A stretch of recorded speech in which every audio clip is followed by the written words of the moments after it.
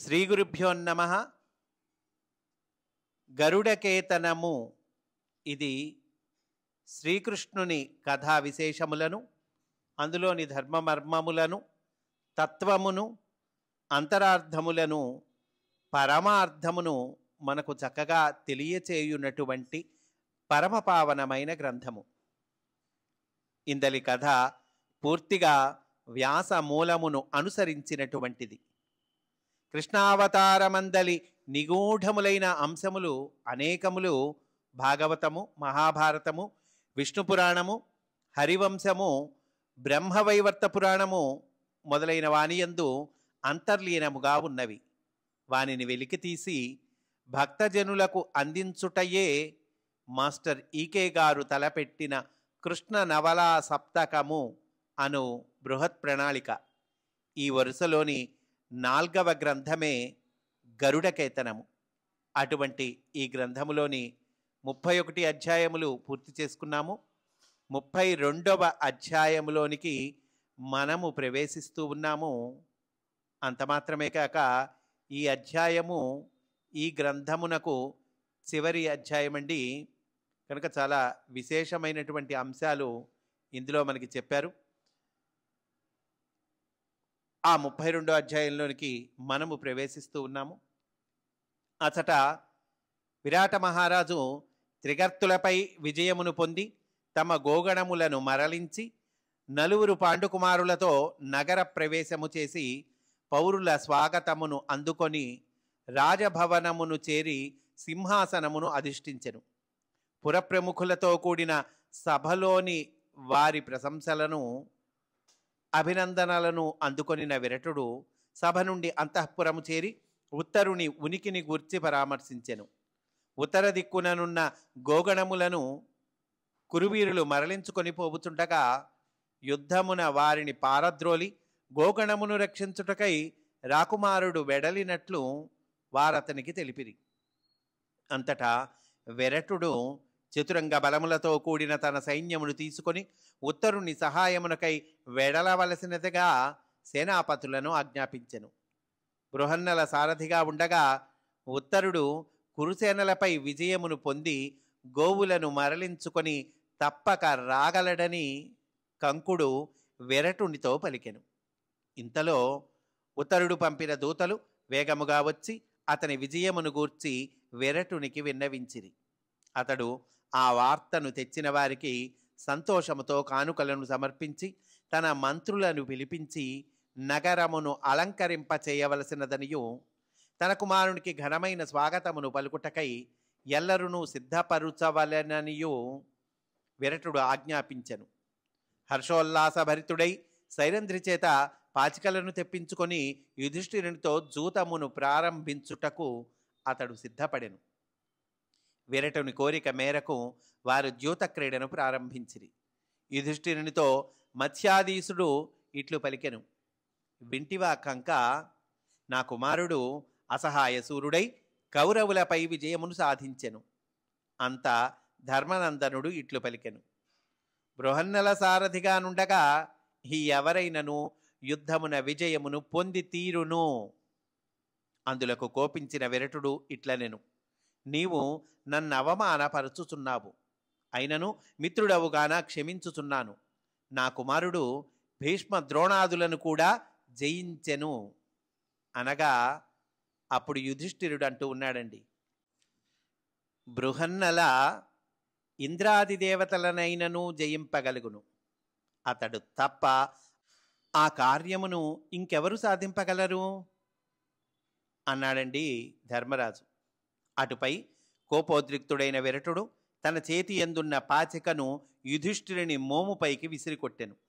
దాని అఘాతమునకు యుధిష్ఠిరుని నాసిక నుండి రక్తము స్రవించినది.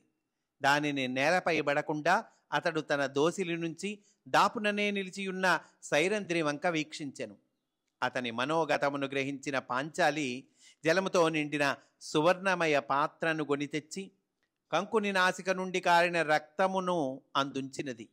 ఇంతలో పురజనుల ఘనస్వాగతమునందుకున్న ఉత్తర కుమారుడు తన రాకను మహారాజునకు ద్వారపాలకుల ద్వారమును తెలుపగా వారిరువురను వెంటనే కొనిరమ్మని విరటుడు ద్వారపాలకులకు చెప్పెను. అంతటా ధర్మనందనుడు ముందు ఉత్తర కుమారుని మాత్రమే కొని రావలసినదనియు బృహన్నలను తోడుగా తీసుకొని రావలదనియు ఆ సేవకులకు రహస్యముగా సూచించెను. ఇందులకు కారణమేమనగా, యుద్ధభూమి యందు తప్ప మరెచటనైనను తన రక్తము చిందినచో దానికి బాధ్యులకు వారిని పార్థుడు వధించును. అర్జునుడు ఊరుకోడండి, వాళ్ళని వధిస్తాడు. ఆ నియమం ప్రకారము ఇప్పుడు విరటుని సపరివారముగా అతడు నాశనము చేయగలడను భయము చేతనే ధర్మజుడు సేవకులను ఇట్లా ఆదేశించెను. ఇంతలో ఉత్తర కుమారుడు ప్రవేశించి తన తండ్రికిని యుధిష్ఠిరునికిని నమస్కరించెను. కంకుని రక్తమును చూచిన రాజకుమారుడు దీనికి కారకులెవరని ప్రశ్నించెను. విరటుడు అతనికి జరిగిన వృత్తాంతమును వివరించెను.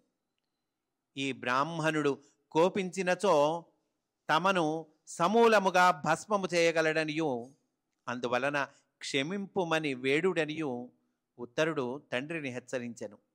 అంతటా యుధిష్ఠిరుడు తనకు ఆ రాజుపై ఎట్టి కోపము లేదనియు తన రక్తపు బిందువులు భూమిపై పడినచో ఆ రాజ్యమునకు వినాశము సంభవించుననియు ఉగ్గడించెను.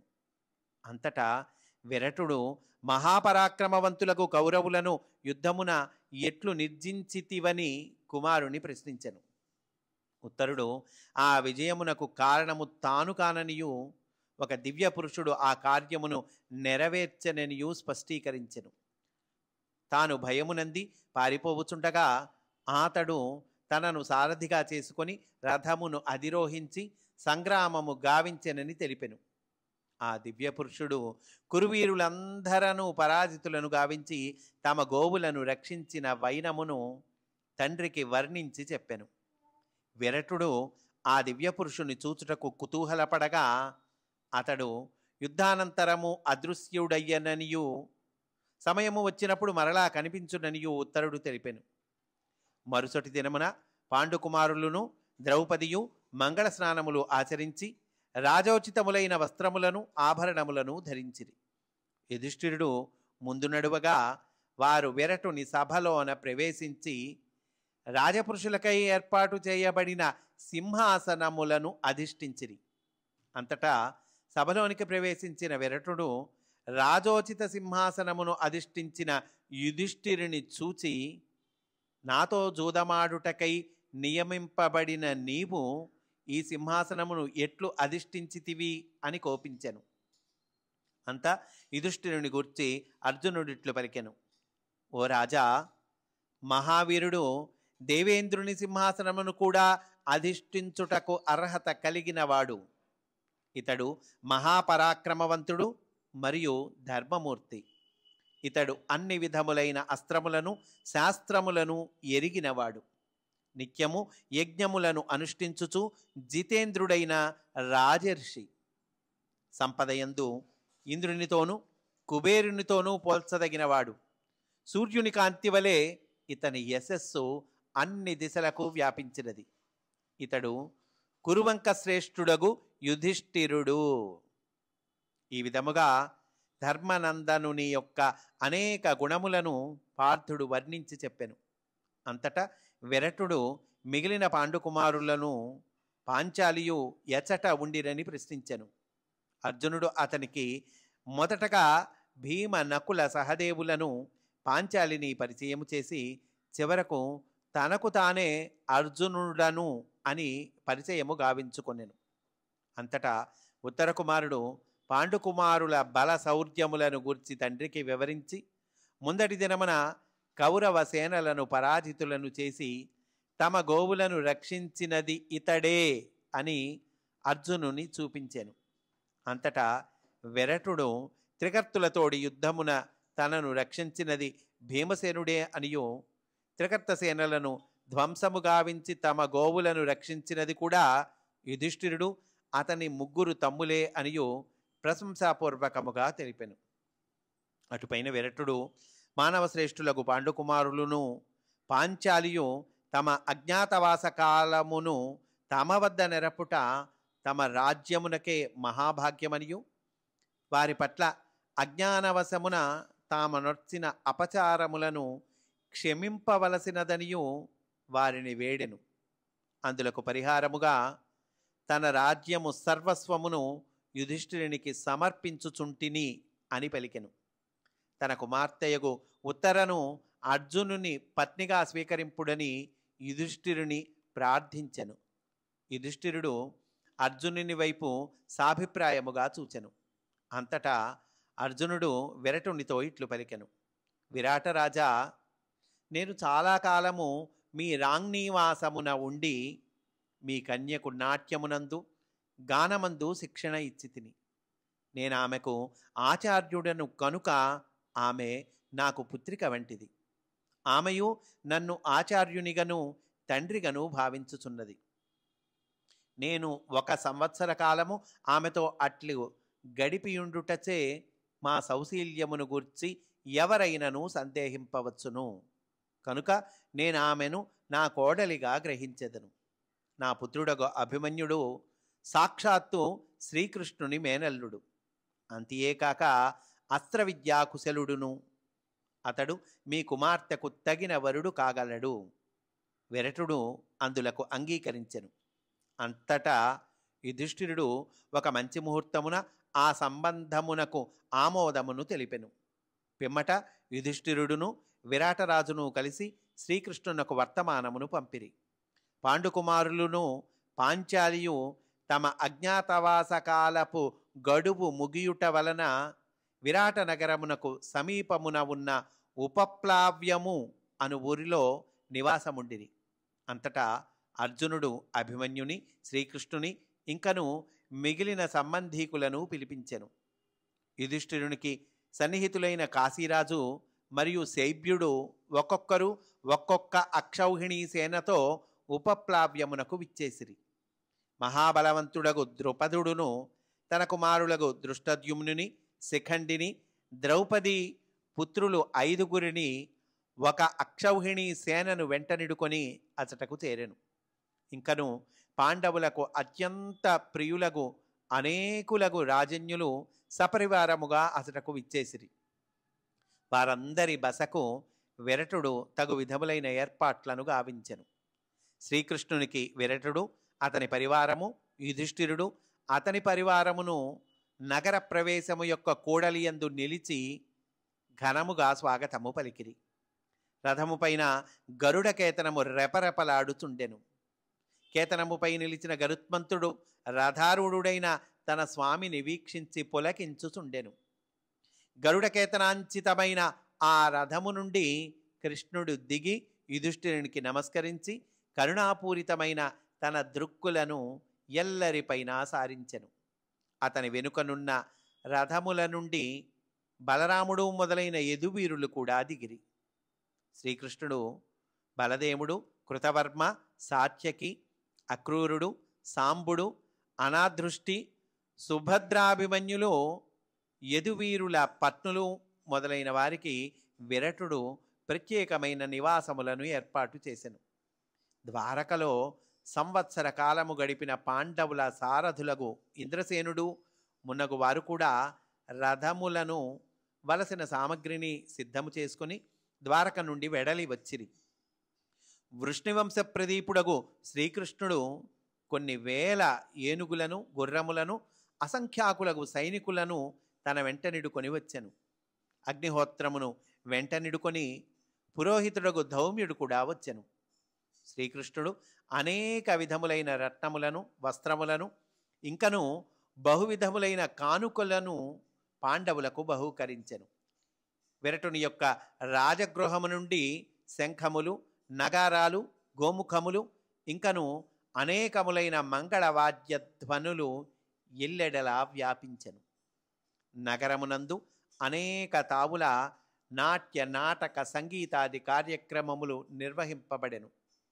మత్స్యనరేసుని రాంగ్నీవాసము నుండి రాణియగు సుధేష్ణతో కూడిన సుందరాంగులైన స్త్రీలు బయలుదేరి పాంచాలి ఉన్న తావునకు విచ్చేసి ఆమెకు అనేక వస్త్రములను, ఆభరణములను బహూకరించిరి. స్త్రీజనమెల్లరూ సర్వాంగ సుందరముగా అలంకరించుకొనిరి. పాండవ పత్నియగు ద్రుపద కుమారి వారందరి మధ్యన దివ్య తేజస్సుతో అలరారుచున్నది. మత్స్యరాజపుత్రిక అగు ఉత్తర పెండ్లి కుమార్తెగా దేవకన్య వలె అలంకరించబడి కళ్యాణ వేదికపైకి కొనిరాబడినది. యుధిష్ఠిరుడు, శ్రీకృష్ణుడు మరియు బలదేవుల సమక్షమున వైవాహిక క్రతువు అత్యంత వైభవముగా నెరపబడెను. ధౌమ్యాది పురోహితులు విధి విధానమున వేదమంత్రములతో అగ్నిహోత్రమును కల్పించి క్రతువును నిర్వహించిరి. విరటుడు అతడి పురోహితులకు, బ్రాహ్మణులకు సువర్ణములు, వస్త్రములు మొదలగైగు కానుకలను బహుళముగా సమర్పించెను. యుధిష్ఠిరుడు, శ్రీకృష్ణుడు తనకు సమర్పించిన ధనమును, సువర్ణమును, రత్నములను బ్రాహ్మణులకు దానము చేసెను. లక్షల సంఖ్యలో విచ్చేసియున్న వారికి విరటుడు మృష్టాన్న భోజనమును సమర్పించెను. ఈ విధముగా ఉత్తరాభిమన్యుల వివాహము లోకోత్తరముగా అత్యంత వైభవోపేతముగా నిర్వహింపబడినది.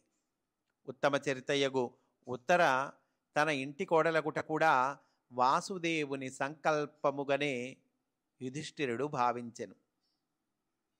ఉత్తరాభిమన్యుల కళ్యాణోత్సవము పూర్తి అయిన పిదప కృష్ణ బలరాములతో పాటు సాత్యకి మున్నగు యదువీరులు కూడా కొలది దినములు పాండుకుమారులతో కలిసి ఉపప్లావ్యమున గడిపిరి. ఒకనాటి ఉదయమున పాండుకుమారులను పాంచాలియు, సుభద్రయు కృష్ణ బలరాములతో ఇష్టాగోష్ఠి నెరపుచుండిరి. అందు ఉద్ధవుడు, సాత్యకి మొదలగు వారు కూడా పాల్గొనిరి. వనవాస అజ్ఞాతవాస కాలములందు సంఘటిల్లిన సన్నివేశములను పాండుకుమారులు బలరామాదులకు విస్తృతముగా వివరించిరి.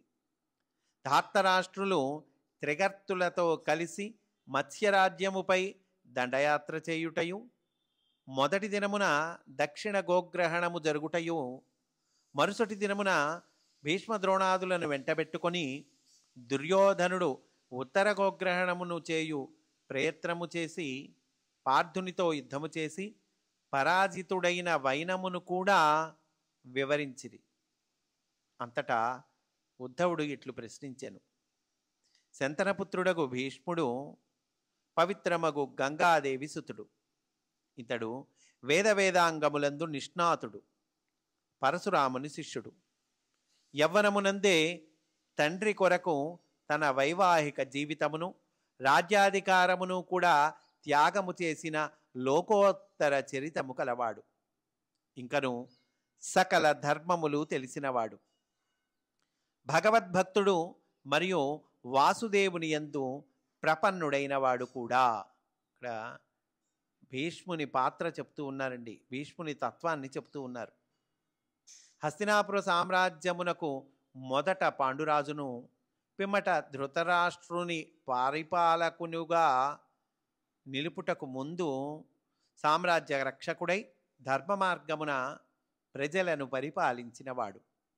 పాండురాజు మరణానంతరము కుంతిని, పాండునందనులను రాజపరివారమున సముచిత స్థానమున నిలిపి పాండవ జ్యేష్ఠుని యువరాజుగా పట్టాభిషిక్తుని చేయించినవాడు. యుధిష్ఠిరుడు అతని తమ్ములు ధర్మపరులని, సత్యపాలనయందు నిష్టగలవారని, సకల సద్గుణ సంపన్నులని ఎరిగినవాడు. అంతియేకాక దుర్యోధనాదుల దుర్బుద్ధియు, పాండుకుమారులపై ప్రారంభము నుండి వారు చేసిన దుశ్చర్యలను ఎరిగినవాడు. ఇంతటి సకల గుణ సంపన్నుడు, ధైర్యవంతుడు, శౌర్యవంతుడు కూడా అయిన భీష్ముడు ఎందువలన పాండుకుమారులకు జరిగిన అన్యాయమును నిలువరింపలేకున్నాడు? అతడే తలచుకొనినచో ధర్మపరులైన పాండవులకు, వారి పత్నియు, పవిత్ర చరితయు అగు పాంచాలికిని ఇన్ని ఇక్కట్లు కలిగి ఉండేటివి కావు కదా. అంతటా శ్రీకృష్ణుడు ఇట్లు బదులు పలికెను: ఉద్ధవ, నీవు పలికిన సద్గుణములన్నీ నిస్సందేహముగా భీష్ముని యందున్నవి. కానీ ధర్మము విషయమున అతడు ఉదాసీనుడుగా ప్రవర్తించుచున్నాడు. ధర్మ నిరతి కన్నను, ప్రజాక్షేమము కన్నను ఇతడు వ్యక్తిగత మగు మమకారమునకే అధిక ప్రాధాన్యమునిచ్చి ఆశాంతము దానికి లొంగిపోయినవాడు. అతని జీవితము మొదట ధృతరాష్ట్రునికి తోకగా సాగినది. ప్రస్తుతము అతడు దుర్యోధనుని వశానువర్తి అయి నడుచుచున్నాడు. ఇందువలననే మాయాద్యూతము జరిగిన సందర్భమునను ద్రుపద రాజకుమారుడికి వస్త్రాపహరణము చేయు ప్రయత్నము చేయుచున్నప్పుడును సామర్థ్యము ఉండియు అతడు నిలువరింపలేదు.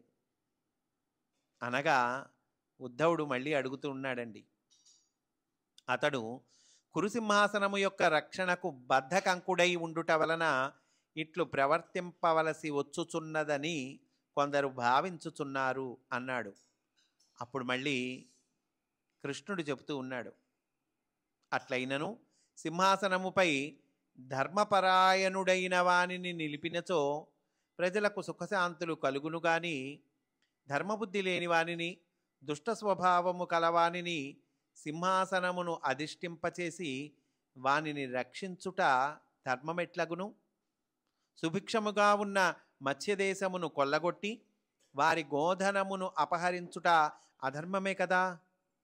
నియమము ప్రకారము అరణ్యవాసము, అజ్ఞాతవాసములను పూర్తి చేసుకొని రానున్న పాండవుల ఉనికిని సూచించి భీష్ముడు వారి అజ్ఞాతవాసమును భంగపరచు ప్రయత్నమునకు సహకరించెను.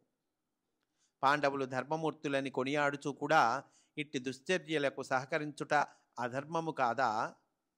అసలు అట్టి చర్యలను నివారింపగలవాడయ్యును తాను కూడా అందు పాల్గొనెను.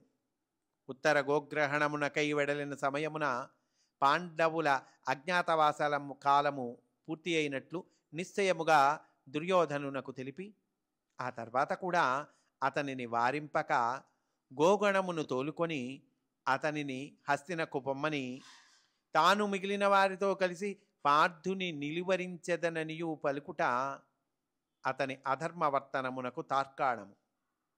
చివరకు యుద్ధము పరిసమాప్తి అయి అర్జునుడు మరలిపోవు సమయమున వెనుక నుండి అతనిపై బాణప్రయోగము చేసి అర్జునుని గాయపరచుట అతని వంటివాడు చేయవలసిన పని కాదు.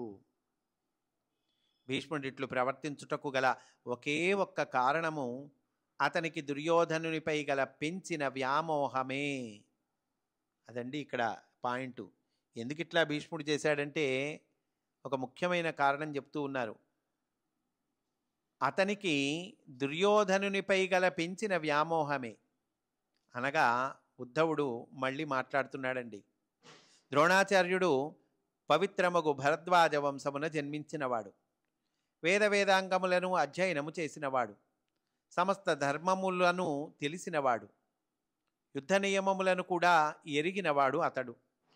పాండుకుమారుల యొక్క ధర్మనిరతి, సత్యవ్రతము, సత్ప్రవర్తనము, దివ్యత్వము మొదలగు లక్షణములు బాగుగా ఎరిగి మరల కీర్తించుచూ కూడా ధర్మ విరోధియగు దుర్యోధనుని పక్షమున ఉండి అతని దుశ్చర్యలను వారింపక సహకరించుట ఆశ్చర్యజనకముగా ఉన్నది. ద్రోణాచార్యుడి గురించి అడుగుతూ ఉన్నాడండి. అప్పుడు బలరాముడు చెబుతూ ఉన్నాడు, ఇందు ఆశ్చర్యమేమీయునూ లేదు. ధర్మములు ఎన్ని తెలిసినను ద్రోణుడు రజోగుణము కలవాడు మరియు స్వార్థపరుడు. రాజభోగములకు లొంగినవాడగుటచే దుర్యోధనుని కొలువును అతడు వీడలేదు. గురుస్థానమున ఉండి కూడా అధర్మమును ఆచరించుచున్న దుర్యోధనునికి హితము చెప్పుటలో అసమర్థుడును మరియు మొగమాటమును పడినవాడు. అధర్మమును అరికట్టు ప్రయత్నమును చేయకపోవుటయే కాక ఇతడు దుర్యోధనుని దుశ్చర్యలయందు స్వయముగా పాల్గొని సహకరించెను. అనగా మళ్ళీ సాత్యకి అడుగుతూ ఉన్నాడు. కర్ణుడు పాండవులపై పగబూనుటకు కారణము అతనికి దుర్యోధనునిపై గల స్వామిభక్తియేనా? అతడు దానగుణము చేత ప్రసిద్ధుడై ఉండి కూడా దుర్యోధనుని వంటి ధర్మ విరోధుల సాంగత్యమున ఉండుట ఎట్లు సంభవించినది? అనగా కృష్ణుడు చెబుతూ ఉన్నాడు, పాండుకుమారులపై అతనికి గల వైరమునకు నిర్దిష్ట కారణమేమీ లేదు. అర్జునుడు అస్త్రవిద్యలో ప్రపంచమున అసమానుడని ఖ్యాతి పొందుట ఇతడు భరించలేకపోయెను. అర్జునునిపై గల అసూయ వటవృక్షము వలె అతనిలో ఊడలతో పెరిగి పాండవులందరిపైనను వైరముగా మారినది. తానెప్పటికీ ఒంటరిగా అర్జునుని జయింపలేడని అతడెరుగును. అందువలననే పెద్ద సామ్రాజ్యమునకు ఉత్తరాధికారి కావచ్చునను భావముతో ఉన్న దుర్యోధనునితో మైత్రి చేసెను. ఇక అతని స్వామిభక్తి పరిమితమైనది. నిజమైన స్వామిభక్తి ఉన్నచో ఆత్మ వినాశమునకు దారితీయు పనులను దుర్యోధనుడు తలపెట్టినప్పుడు మిత్రుడుగా తాను దానిని విరమింపచేయకపోగా తానే వానిని ప్రోత్సహించి ముందుకు త్రోసెడివాడు కాడు కదా. ఘోషయాత్రకు పాండవుల అజ్ఞాతవాసమును భగ్నము చేయుటకు విరటుని గోగణమును కొల్లగొట్టి అటుపైన అర్జునునిపై అకారణ యుద్ధమును తలపెట్టుటకై దుర్యోధనుడు నిర్ణయించుటకు ఇతడే కారణము. దీనికి తోడు బాల్యము నుండి అతనికి స్వాతిశయము మెండు. అందువలననే విపత్కర పరిస్థితులు వాటిల్లినప్పుడు ఒంటరిగా దుర్యోధనుని విడిచిపెట్టి పలుమార్లు ఆత్మరక్షణకై పారిపోవుటయు జరిగినది. అతని దానగుణము కూడా కీర్తికాంక్షతో కూడినదే గాని స్వచ్ఛమైనది కాదు. అనగా మళ్ళీ సాత్యకి అడుగుతూ ఉన్నాడండి. ఉత్తర గోగ్రహణమునకై వెడలిన సందర్భము అర్జునుడు ప్రకటమైనప్పుడు దుర్యోధనుడు పాండవులు మరలా అరణ్య అజ్ఞాతవాసములకు వెడలవలసి వచ్చునని ప్రకటించెను. కానీ భీష్ముడు అజ్ఞాతవాస కాలము పూర్తి అయినందువలననే పార్థుడు తమ ముందుకు వచ్చినట్లు నిశ్చయముగా తెలిపెను. అయినను యుద్ధము చేయవలెనని నిశ్చయించుటలో దుర్యోధనుని ఆంతర్యమేమి అనగా బలరాముడు చెబుతూ ఉన్నాడు. దుర్యోధనుడు సహజముగానే ధర్మ వ్యతిరేకి మరియు కుటిల స్వభావుడు. దానికి తోడు కర్ణుని దుస్సాంగత్యము, శకుని యొక్క దుర్బోధ అవి కూడా అతని దుర్లక్షణమును ఇంకను పెంచినది. పాండవుల అజ్ఞాతవాస కాలము పూర్తి అయినదని తెలిసిన తరువాత కూడా యుద్ధము చేయ నిశ్చయించుటకు మొదటి కారణము విరటుని గోధనమును కొల్లగొట్టవలెనను దుశ్చింతయే. అర్జునుడు అచట ఒంటరి అయి ఉన్నాడు కావున తామెల్లరూ కలిసి అతనిని అంతమొందించినచో ఇక పాండవులందరూ నశించిపోవుదరనియు తాను నిష్కంటకముగా రాజ్యమును అనుభవింపవచ్చుననియు అతని ముఖ్యోద్దేశము.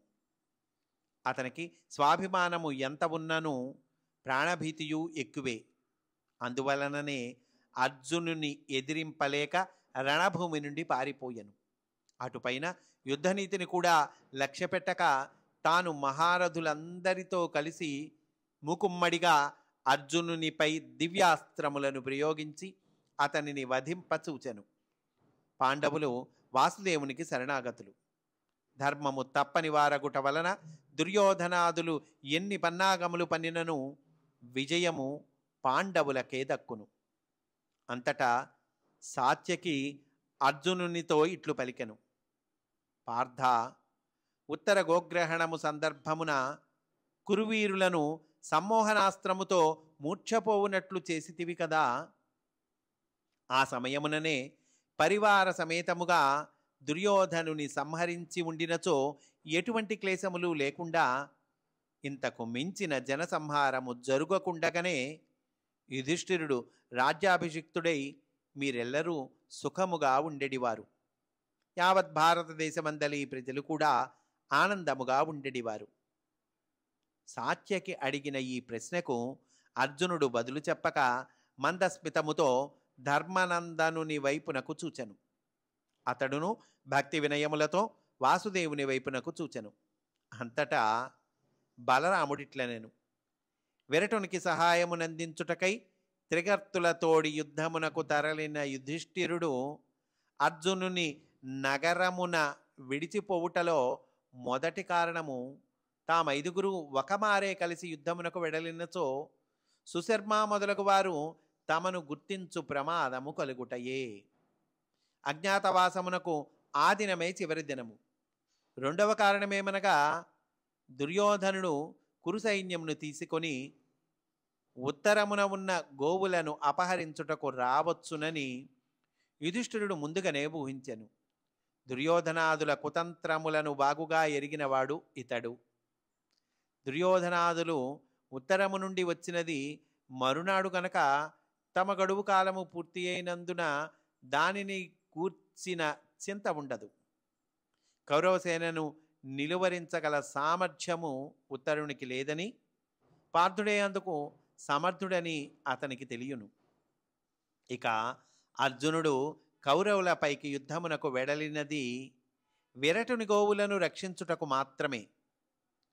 తాము విరటుని కొలువున సురక్షితముగా అజ్ఞాతవాస కాలము గడుపగలిగినందులకు విరటునికి తాము కృతజ్ఞులమై మెలగవలెను. తమ గడువు పూర్తి అయినను పాండవులుగా తాము ప్రకటింపబడుటకు నిర్ణయించవలసిన వాడు ధర్మనందనుడు. అందువలననే విజయుడు తన ఆయుధములు మరలా శమీవృక్షముపై నుంచి బృహన్నలగానే నగరమును చేరెను. అంటే ధర్మరాజు అనుమతి ఇవ్వాలండి, ధర్మరాజు ఆజ్ఞ ఇవ్వాలి. ఇక కౌరవులను సంహరించే విషయమున యుధిష్ఠిరుని ఆజ్ఞ లేనిదే పార్థుడు స్వతంత్రముగా వ్యవహరింపడు. వాసుదేవుని అనుజ్ఞ లేనిదే యుధిష్ఠిరుడు ఎట్టి నిర్ణయమును చేయడు. వాసుదేవుడు కాలస్వరూపుడు, సర్వతంత్ర స్వతంత్రుడే అయినను ఎవరి కర్మఫలములు వారు అనుభవించు సమయము ఆసన్నమగు వరకు తానుగా ఏమియూ చేయడు. అతనిని కర్మలంటవు. కర్మఫలములందు అతనికి స్పృహయు ఉండదు. అంతటితో ఆ గోష్ఠి ముగిసి అతట ఉన్నవారెల్లరూ బలరామకృష్ణులకు నమస్కరించి అట నుండి నిష్క్రమించిరి అనంటూ ఈ అధ్యాయాన్ని పూర్తి చేశారండి. శ్రీకృష్ణ తత్వముతో, కృష్ణ స్మరణతో గ్రంథాన్ని చక్కగా పూర్తి చేశారండి. ఈ గ్రంథంలోని చివరి అధ్యాయము ఇంతటితో ఈ గ్రంథ అధ్యయనము మనము పూర్తి చేసుకున్నాము. కాబట్టి ఈ గ్రంథ కథానాయకుడైనటువంటి శ్రీకృష్ణ పరమాత్మకి నమస్కరించుకుందాము. అట్లాగే ఈ గ్రంథ రచయిత అయినటువంటి గురుదేవులు శ్రీమాన్ ఎక్కిరాల అనంతకృష్ణ గారికి నమస్కారములు. అలాగే నమస్కారం మాస్టర్ ఈకే, నమస్కారం మాస్టర్ ఎంఎన్, నమస్కారం master CVV to your lotus feet. స్వస్తి. వాసుదేవా.